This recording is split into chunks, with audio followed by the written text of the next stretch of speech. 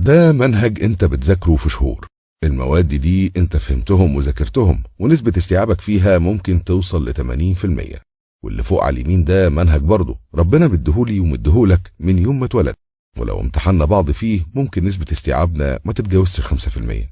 مع ان المنهج اللي انت بتذاكره لمدة شهور او سنوات هيحدد مصيرك لمدة لا تتجاوز 25 سنة، لكن اللي فوق على اليمين هيحدد مصيري ومصيرك الى ما لا نهاية. ومن هنا بيجي احساس الخوف، وهو اني اموت وانا لسه مش فاهم معاني الايات اللي نزلت عشان اعيش بيها.